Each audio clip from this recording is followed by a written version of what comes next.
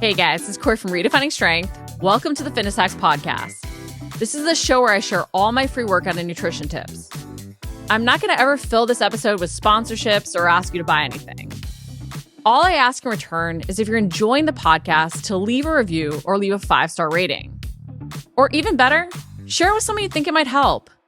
This will only take a few minutes and would mean the world to me and possibly change the life of someone you know. So let's jump right in. Let's talk about nutritional strategies to manage the symptoms of menopause.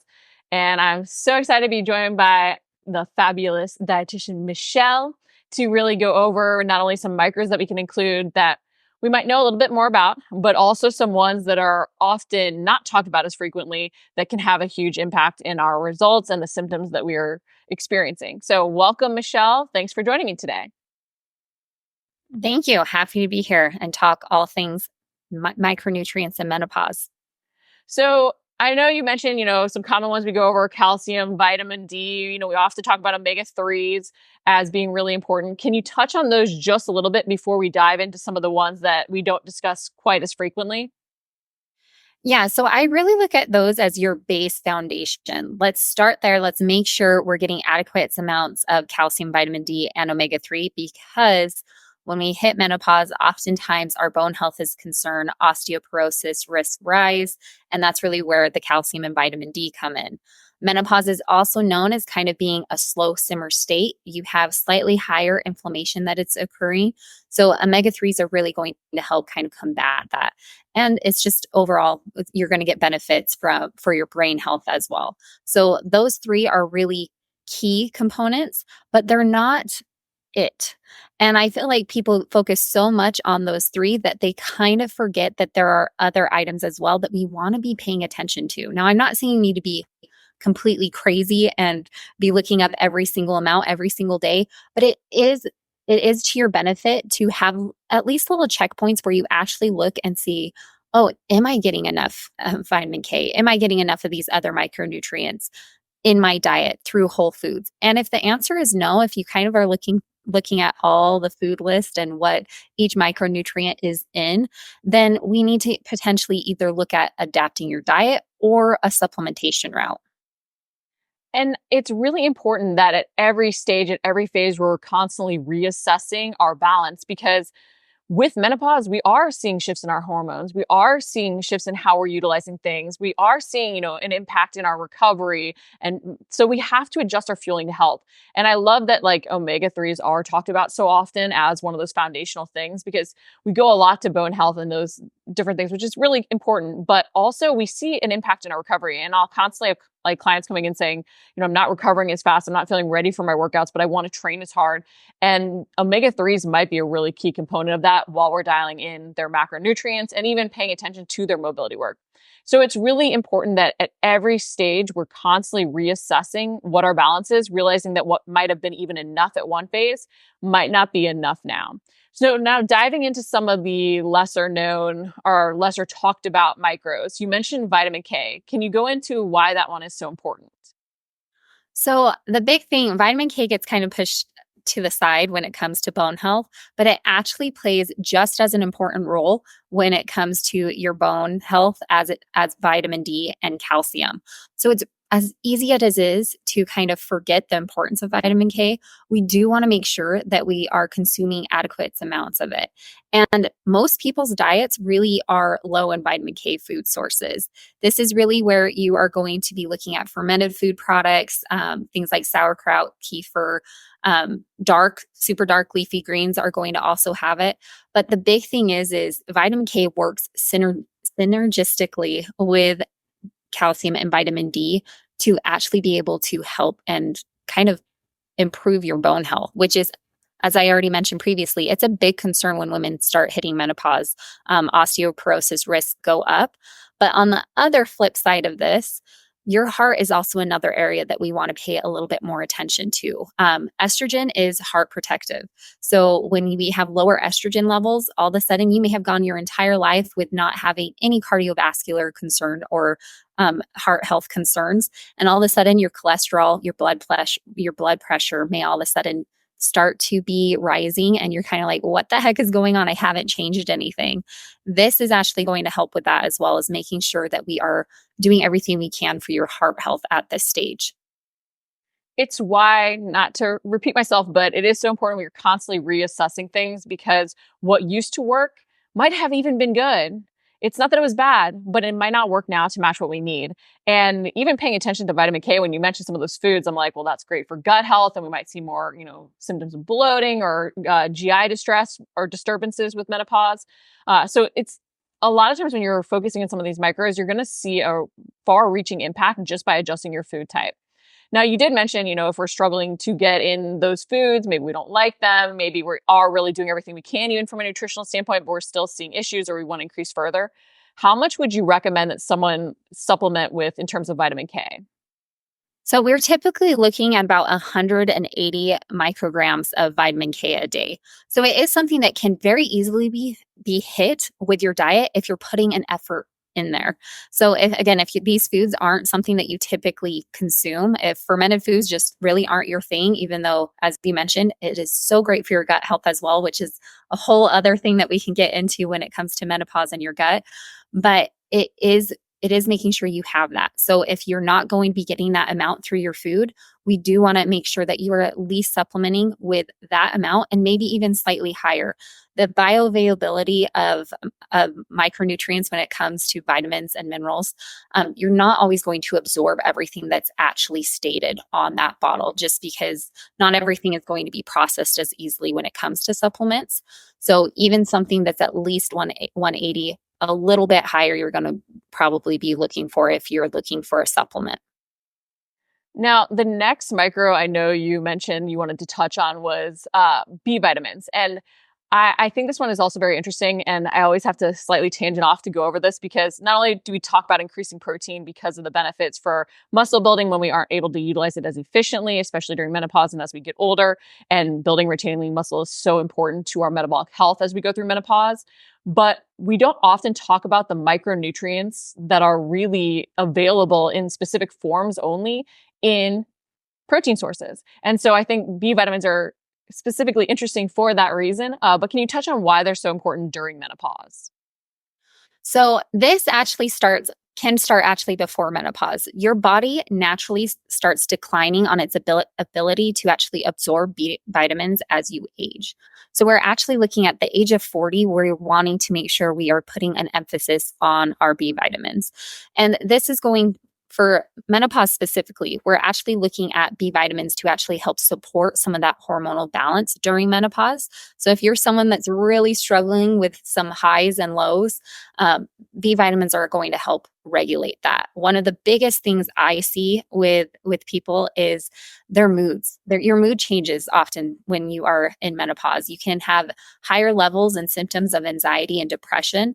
And vitamin B6 for example, is involved in the synthesis of those neurotransmitters for both serotonin and dopamine, which help regulate your mood and alleviate those symptoms. So there's B6. And when we talk about B vitamins, there's quite a few B vitamins. So I am going to go over a few of them. So B6 is one that we do want to pay attention to when it comes to our mood. There are things like vitamin B12.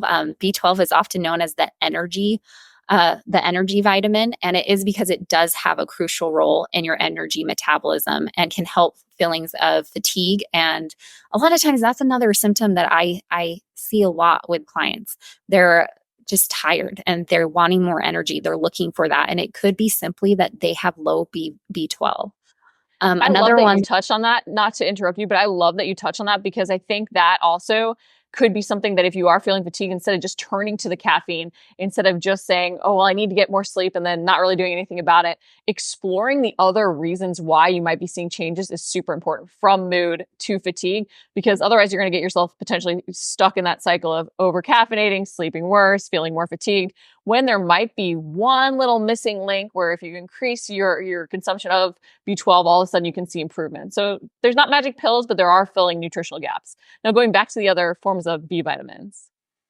Yeah, and I love that you added that because it really is true. Sometimes people are looking for these drastic changes or overdoing it with training and thinking they need to cut more calories or they need to work out harder. And it could just be a simple adjustment to the diet. So, some other things to pay attention when it comes to B vitamins, in particular, are looking at B9 or folate. A lot of people probably know of folate if you've ever been pregnant, but it does actually help with reducing the frequency and severity of hot flashes. And then there's B1 and B2, which also helps support the nervous system. And those can actually help things like insomnia and irritability. So those are just a few of the B vitamins that I'm going to go over. But what's interesting with all of those too is they also can help with your bone health as well by helping regulate homocysteine levels. So elevated homocysteine levels is actually associated with an increased risk of bone fractures. So making sure that we have the adequate amounts of B vitamins are going to lower that risk and also lower your risk of falling victim to any bone fractures in the future, which again, that risk increases by the time from 50 to up, your bone fractures risk increase. I just think it's so interesting how all these little micros play such an important role. And yet so often we jump to like bigger things. And don't get me wrong, we have to dial on that foundation first. You have to pay attention to macros. You have to pay attention to workouts, right? The big things, sleep. But at the same time, when we start to see changes that we're like, I'm not doing anything differently, the more we can say, hey, what could have an impact that would be even an easy adjustment to my diet, like to my training, adding in a little bit of foam rolling, the better off we're going to be. And often the more that little thing can really be that 1% improvement that truly does pay off. And so off of that, if someone were looking to adjust their diet, making sure that they're getting enough of those essential B vitamins to really see results, what would you recommend they start to really focus on? So you already kind of touched on this. Protein is going to be a huge thing, specifically in meat. So animal-based products are going to have a lot of B vitamins. If you're someone that doesn't consume a lot of meat, we are looking at making sure your diet is filled with legumes, seeds, and leafy greens. But this is even one that in particular, no matter what stage you're in, a lot of times we do suggest that vegan and vegetarians do supplement with a B complex. So if you're not finding this in your diet or not able to add those items in particular to your diet, you do want to focus on a B complex. Oftentimes you will look at supplements and they'll actually load it often with high amounts of B12, which is great. You're going to get that energy, but they're doing it because it makes you feel better, which we all want to feel better, but sometimes they're missing out on the other B vitamins. So you're really wanting to look for something that says a B complex. And as you do this, you might find you need more or less of something, and that's where you can start to dive into more details. And again, we don't want to get bogged down. So if this is feeling at all overwhelming, remember small little changes add up. But even as you're trying to hit your macros, maybe you start focusing on, hey, okay, I want to get a range of these things. So I'm going to make sure I even just focus on more dark leafy greens because I know I'm going to get more B vitamins and I'm going to hit on that vitamin K from there. So think in terms of the most bang for your buck when you are making adjustments while keeping things simple. But just also recognize that if you are seeing changes and nothing has changed dramatically in your diet, it might just be that you have a nutritional gap that has now popped up with getting older, with having those hormonal changes. So off of that, another essential micro, magnesium. Can you touch on why this is so important for us to focus on during even menopause? So often women struggle with sleep, and it's very common because your hormones actually that regulate your sleep and your deep sleep in particular become dysregulated. And so this is where I actually have I've had this conversation many times where they'll be like, my partner is waking me up or my pet is waking me up, and they're just rolling around and they're not sleeping well, and it's causing me to not sleep well. And I always have to break the news that most likely their partner or that pet is doing the same behavior that they have been doing. It's actually that they're not hitting that deep REM that they used to. So they've become a lighter sleeper. So they're waking up to slight sleep disturbances that before they would have slept through. Magnesium kind of helps get you into that deep REM. And part of that is because it helps actually calm your muscles and helps them the ability to be able to relax. It eases anxiety and it's going to help with those sleep disturbances that we oftentimes experience. So one of the big reasons with that too is when we're talking about muscle cramps, which oftentimes magnesium is used for, Estrogen, again, acts like a sponge within the body, so it holds on to water. So you actually become less hydrated as estrogen levels drop. And if you are focusing on a high protein diet, which you should be because muscle is important and we want to encourage muscle growth and retention when we hit menopause, oftentimes people don't increase their water intake when they do that. So if you're having a higher amount of protein, slightly lower carbs, and all of a sudden lower estrogen levels, you could be dealing with more muscle cramps. So this is really going to help with that. We often, most of us at least, I think, are always like, oh, I need more sleep. And, we know we compromise and make sacrifices where our sleep is what sacrifice to fit in other things in our daily life, whether or not it's getting up early for a workout or working later, doing all these different things. But I think so often we do get focused on that quantity over the quality, and really making sure that we're getting that quality sleep from the bedtime routine we do to even paying attention to our micros is super important. And I bring this up because I think sometimes too, knowing we're doing something even that can help us, whether it's the placebo effect or actually that did fill a nutritional gap, it can help us relax better when we go to sleep, which can help us improve that quality. So if you're like, well, I have a pre-bed routine and I'm still not sleeping better and I can't get more because I just doesn't work for my schedule, think about some of these little micro adjustments, actually adjusting your micros to see if you can help yourself improve that quality of sleep, because it might be the missing component and it could really pay off so that you are feeling better rested and also going to sleep more relaxed, knowing that you've sort of done that as part of your routine to help yourself. So if someone were looking to boost their magnesium intake, what foods could they include in their diet? So nuts and seeds are going to be a great option for this. Legumes are another great one. And my favorite is dark chocolate. So even if you're looking at adding cocoa powder to your shake or things like that, you're going to give yourself a boost of magnesium intake. And the benefit of this as well, we kind of touched upon this earlier, but menopause does come with some GI changes. Oftentimes it's slowing the transit of food through the GI. And magnesium also helps with that. So if you are dealing with any issues, because again, it helps relax muscles, and that includes the muscles within your GI. So if you're dealing with that, this is also another option to kind of pay attention to. I feel like if we look at all the micros that we've talked about, there's something here where we can make some sort of really delicious dessert where you can still have your dark chocolate. Maybe you work in some nuts and seeds. You can get a little balance going right there. Right? I definitely feel like there is a dessert recipe we can make out of this, especially for those that want that sweet treat like myself at the end of the night. So if someone was like, hey, I'm really, consuming these foods, what would you recommend in terms of supplementing to get enough magnesium? And I know also there's so many different forms of magnesium. So depending on what you have going on, you might want to even dive a little deeper into the nuance of some of that. But in general, someone we're looking to supplement with it. So if you are someone that's dealing with things more like constipation, blood pressure, looking to kind of focus on osteoporosis, magnesium glycinate is typically the one that most people use. And it's often usually like fairly universal, and that's going to provide you with all those things. So it's going to help with your heart. It's going to help reduce blood pressure. It even plays a role in kind of combating and improving your bone health. But it's also going to help with that constipation and again, just that muscle relaxation. So that would be the one that I would start with. Now I'm saying start with because as you mentioned, there are a lot out there. So if you're trying to find the one that works right with you, it doesn't mean you need to be stuck with that one and be like, oh, well, that one didn't work for me, because there are so many other options out there to kind of explore.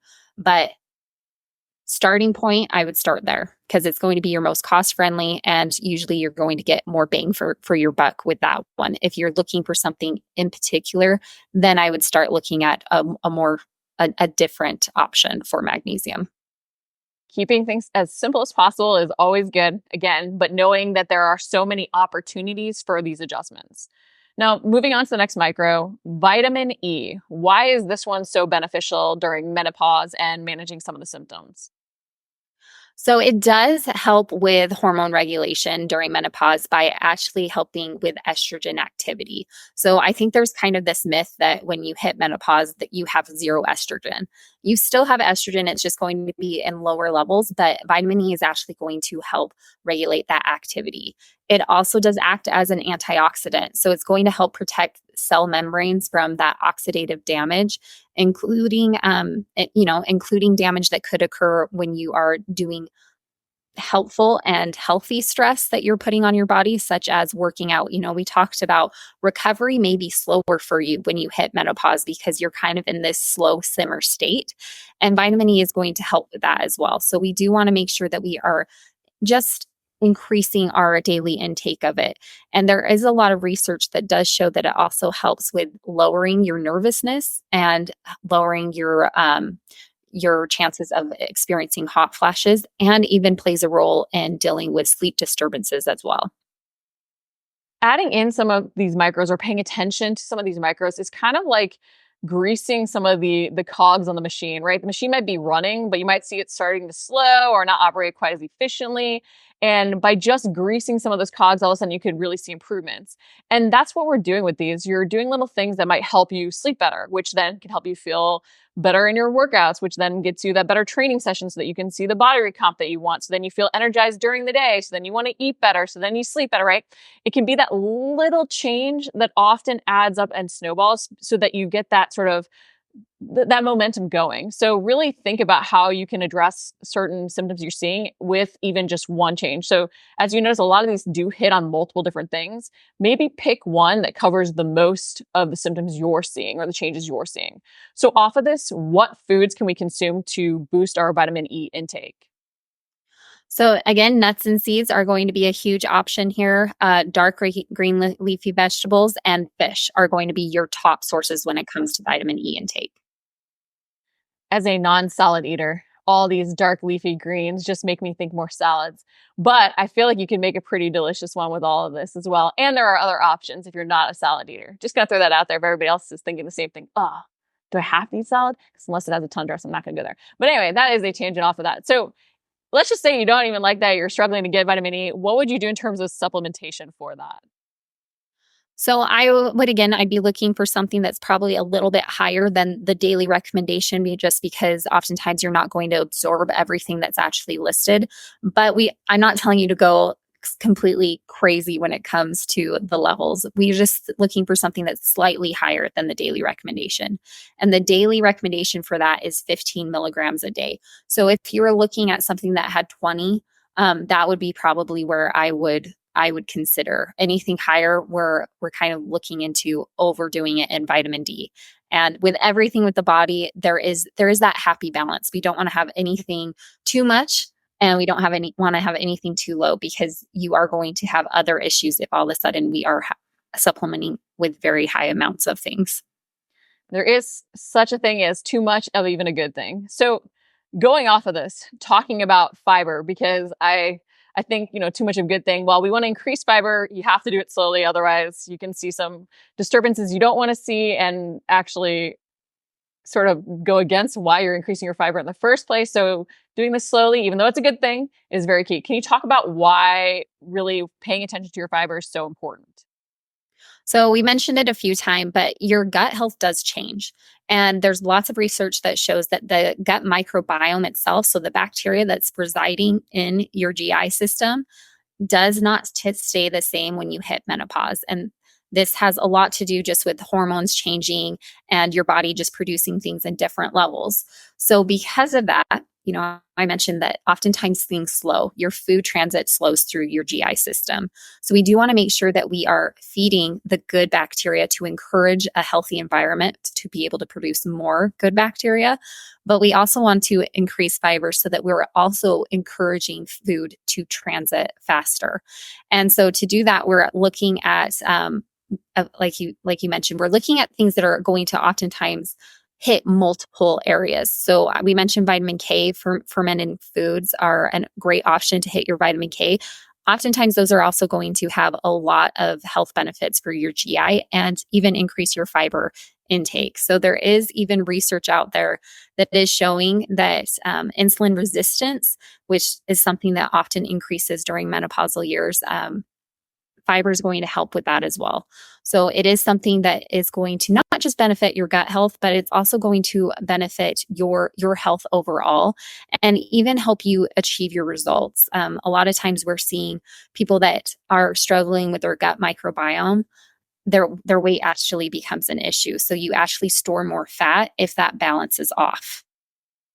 And I think it's really important that we do highlight the importance of fiber because I think, during menopause, while often lower carb ratios are promoted and pushed and can be very beneficial, sometimes it's not changing the macro ratio, it's changing the type or way you're hitting your macros. So paying a little bit more attention to fiber if you're like, well, but I've always felt better on higher carb. How can I go low carb? Or that doesn't seem to match your activity level despite the changing hormone levels you're seeing during menopause.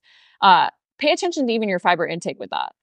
In terms of this, Michelle, if someone were to be adjusting their diet a little bit to increase their fiber, what foods would they want to focus on? So you're going to be looking at things like legumes, lentils, artichokes, raspberries. My favorite tip is, again, I mentioned it for magnesium, but cocoa powder, a tablespoon has 2 grams of fiber. So if you're just looking at slowly increasing and you're already drinking a chocolate protein shake, add a tablespoon and make it a dark chocolate protein shake, and you've already upped your fiber intake for that day as well. My head instantly went to the raspberries because you got the cocoa powder, you got the raspberries, you can add some Greek yogurt, you get some nuts and seeds in there. See, I told you, we're getting a great dessert right there. But if someone were to say, hey, I'm eating some of these foods, I want to, make sure I'm really hitting my fiber intake, any other suggestions in terms of supplementing or what they should do? So if you're going to go the supplementation route, the biggest thing, things like Metamucil, I'll hear so often like, well, I'm taking Metamucil, so I'm good. Metamucil only has about 5 grams of fiber per day or per serving. So while absolutely it's awesome if you're looking to kind of increase your fiber for the total of the day, it's not the only way to go about it. But we are going to be looking for supplements that are going to have things like psyllium husk in it, inulin. Those are going to be the things that I would look at in a supplement route. But just know you still have, even if you're supplementing with it, you still need to be focusing on it in your diet. It's not something that you can just say, oh, I took a serving, I'm good.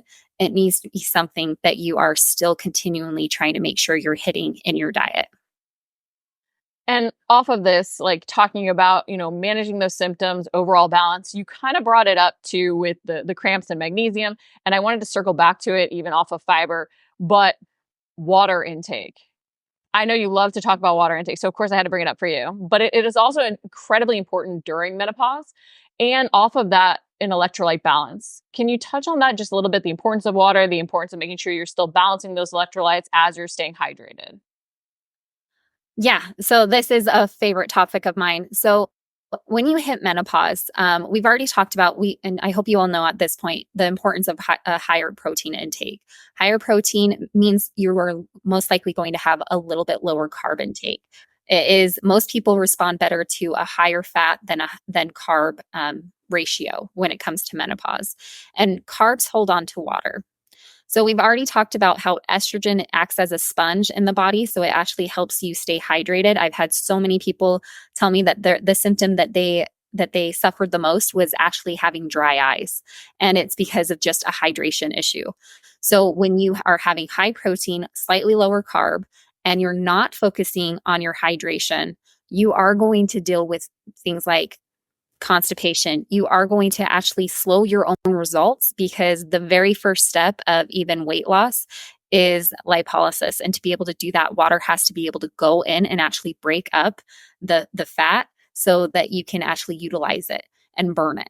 So to make sure that we're doing that, we want to make sure we are properly hydrated, and that's not just water. So often people focus on water alone, but I actually find that most menopausal women benefit from consuming an electrolyte drink. It doesn't need to be anything crazy. I'm not saying go out and go get the ultra marathon, super high sodium levels. But if you're just focusing on adding one electrolyte based drink in the afternoon, oftentimes I'll have women tell me like their headaches go away, the brain fog goes away. All of a sudden their need to actually rely on things like ibuprofen when they're working out actually decreases because the biggest issue is just making sure that their joints are actually properly lubricated. So water and electrolytes are going to be probably the most overlooked and easiest fix when it comes to a woman's diet when they're in menopause. it's not just ignoring symptoms or accepting them. It's seeing what little changes you can make from a dietary perspective. And not that you won't pursue other modes of, help, but controlling what we can control. And that's easy, low-hanging fruit, in my opinion, because you can go take a look at your diet for your fueling today, tomorrow, and make little adjustments can be really helpful. And I'd actually love to hear in the comments, like what little maybe meals you're even making out of some of these foods, because I think there's a lot of creative fun you could have trying to include these things and create a dinner recipe or even a dessert recipe, which I've been obsessed with, off of these things. Thanks for listening to the Fitness Hacks podcast. Again, this is the place where I share all my free workout and nutrition tips. I'm never going to run sponsorships or ask you to buy anything. All I ask in return is if you're enjoying the podcast to leave a rating or review or share it with someone you think it might help. This will only take a few minutes, and it would mean the world to me and possibly change the life of someone you know.